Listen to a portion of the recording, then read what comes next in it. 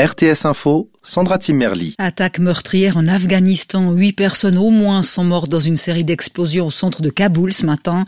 Plus d'une vingtaine de roquettes se sont notamment abattues près de la zone verte où se trouvent des ambassades et des compagnies internationales.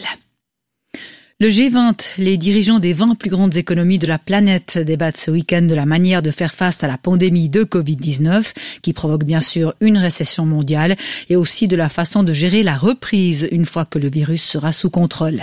Il sera aussi question de l'achat et de la distribution mondiale de vaccins, de médicaments et de tests pour les pays à faible revenu. L'Union européenne va demander aux dirigeants d'investir 4,5 milliards de dollars pour aider ces pays. Il refuse toujours d'accepter sa défaite. Donald Trump a poursuivi sa croisade hier en recevant des élus locaux du Michigan, État clé, lors de la présidentielle et qu'il a perdu cette année face à son rival démocrate Joe Biden. Cette invitation intervient alors que le Michigan doit certifier lundi les résultats de l'élection du 3 novembre dernier. L'avocat de l'équipe de Joe Biden dénonce ce qu'il appelle une initiative affligeante et pathétique. Et on connaît l'amour de Donald Trump pour les réseaux sociaux. Eh bien, Twitter remettra le contrôle de POTUS, le compte présidentiel sur le réseau social, au président américain élu Joe Biden quand il prêtera serment, soit le 20 janvier prochain. Et ceci, même si Donald Trump n'a pas admis sa défaite, le compte sera bien transféré, fait savoir Twitter. Et toujours aux États-Unis, cette fusillade dans un centre commercial. 8 personnes ont été blessées près de Milwaukee, la plus grande ville du Wisconsin. Le tireur, un homme blond d'une vingtaine ou trentaine d'années, selon les premières informations, est en fuite.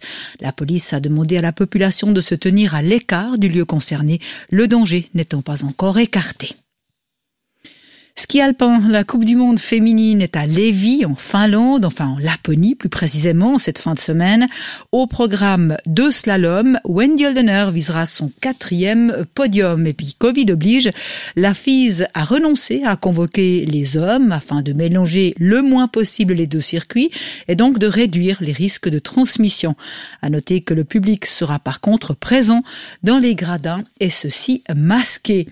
La météo, à part la grisaille matinale sur le plateau avec un sommet vers 900 mètres, il fait grand beau ce samedi. Le stratus devrait se dissiper vers la mi-journée, entre 5 et 8 degrés au plus, avec une bise faible à modérée sur le plateau et autour du Léman. Même scénario demain, si ce n'est des voiles de nuages parfois denses l'après-midi, et ceci principalement sur l'Ajoie, le nord du Jura et le plateau. Dès lundi et jusqu'à jeudi en tout cas, soleil et stratus. Du 12 au 18 décembre,